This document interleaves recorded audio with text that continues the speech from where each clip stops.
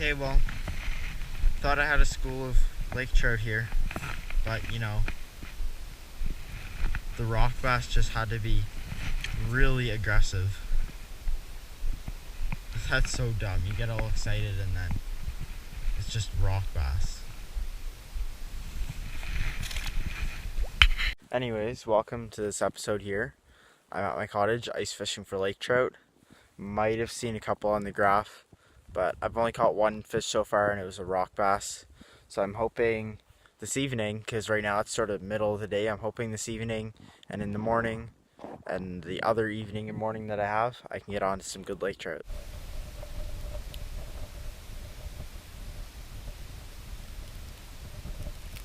Oh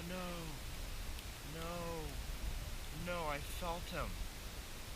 He chased all the way up to 3 feet. Oh, I hate when they do this.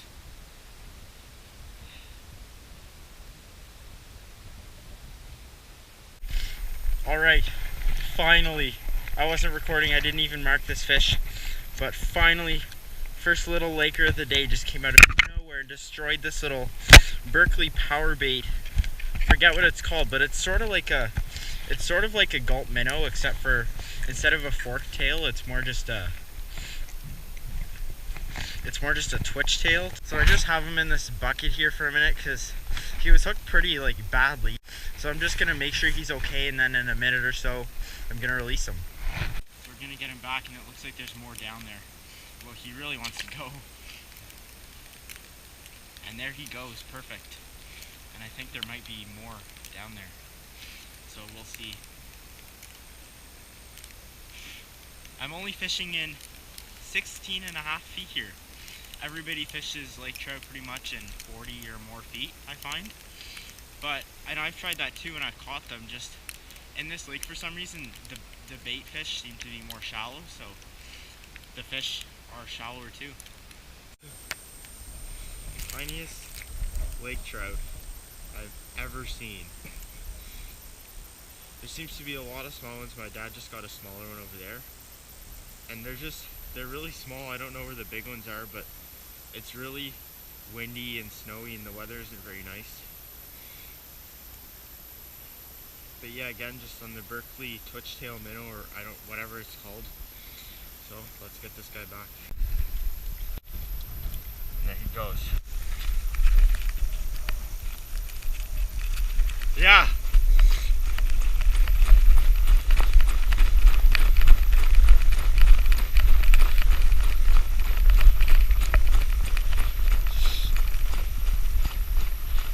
Yeah, the one I just caught over there was even smaller than that one.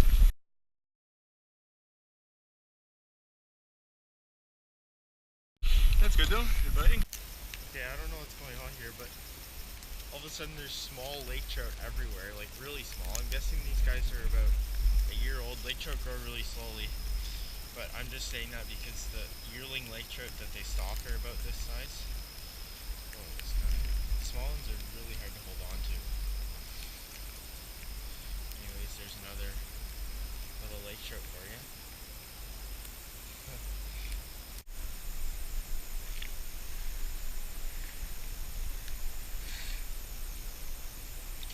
There.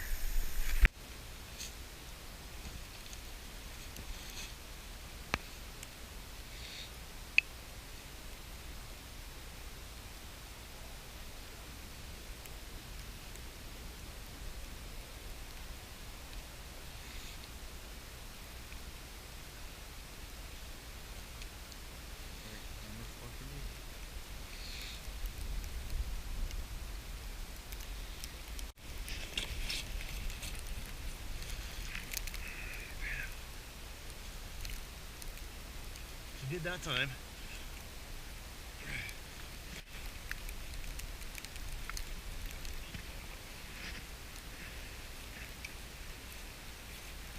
You got him?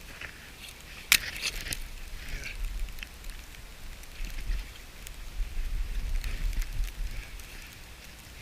That's interesting.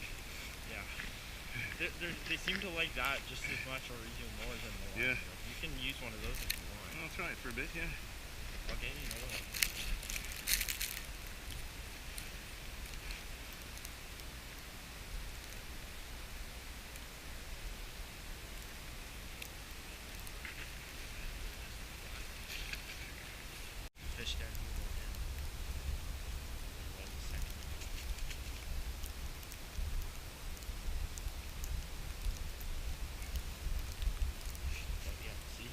the yellow? See the big yellow line? Yeah. Oh, he's good.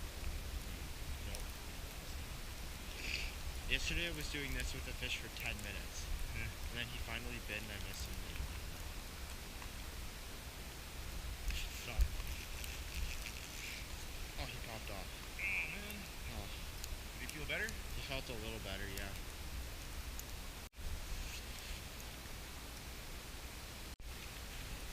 Yeah, he's still here. The lump on the bottom, just drop down as fast as you can. I take back what I said about them not being in groups. Because they were all just single fish. And then...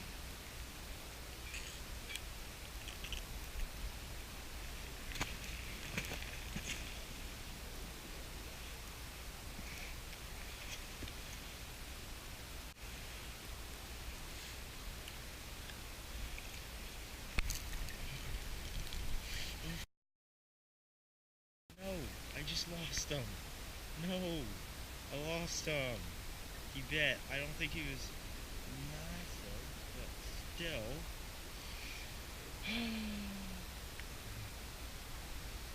I just pulled up on a new spot here, and this guy's probably edible now. Like, I'm gonna keep this guy because he's not big, but it's a nice little lake trout that might make for a nice little meal. So we're gonna keep this guy.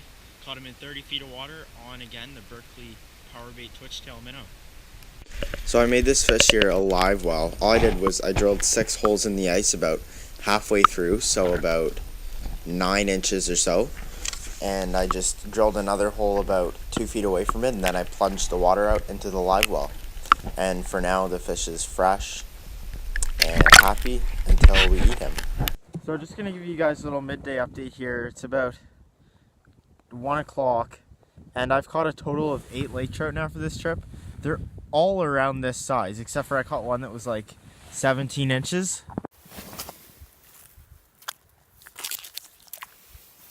And I'm gonna take my time and get as much meat as possible so that I don't waste very much. So basically for a lake trout, you clean it the same way as any other fish, like walleye or perch or whatever, except for you don't have to take the middle strip of bones out from your fillet because they're so small that they just sort of dissolve when you cook it. So you can just leave them in. Alright, so I have the 2 fillets almost done. Now I just need to get the ribs out. The meat's nice and orange. Done cleaning up this fish. Got 2 nice fillets. And that's all we really waste. Yeah, it should be good. His tactic to mess with opponents, he'd spit his chewing tobacco in their eyes. Oh, nice. During games. Seems inappropriate.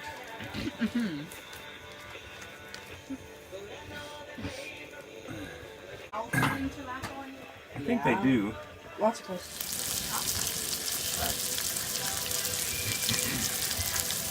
Is that for your vlog? Bluggy?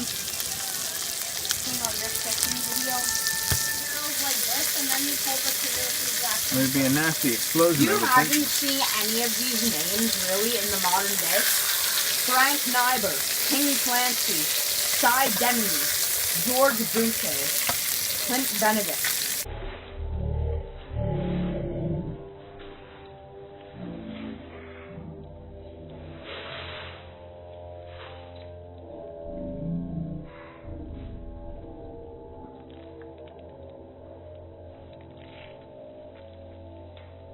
How do you do that? Put off the overheater. Where is the overheater? I'll put it over here. Ah. Yeah, it's really good, but it doesn't taste like trout for some reason. No, not okay. It tastes like pickerel or pike. Movies are. Yeah. It's a very long movie. Is it? Yeah. Have you seen it? Yeah. What about the movie Zombies? It's like 3 hours. What about the movie Zombies? Alright, so lake trout seem to have some sort of thing with being camera shy apparently. because first drop of the day, I dropped down, and at 20 feet the line stopped. I'm like, oh, that's not bottom. And then this guy, this nice little lake trout came up, and I just set the hook because I didn't know if it was a fish or what. So yeah, I just set the hook into this nice guy. I'm gonna keep him because that's my second keeper lake trout, and I've caught, I think, a total of 9 on this trip. And yeah, I just made another nice little live well for him.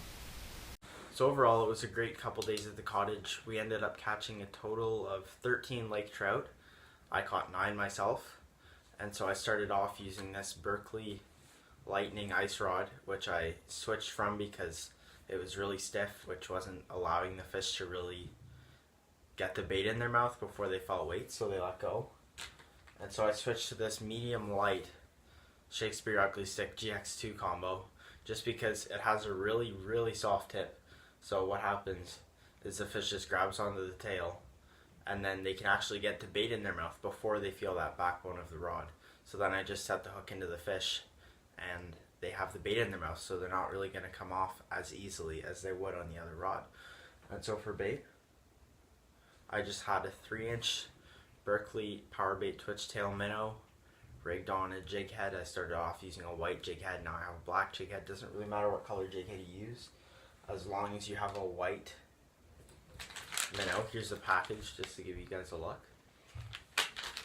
And yeah, so those are the setups I used. Hope you enjoyed the video. Hope you enjoyed the catch and cook part of it as well. And we'll see you in the next one.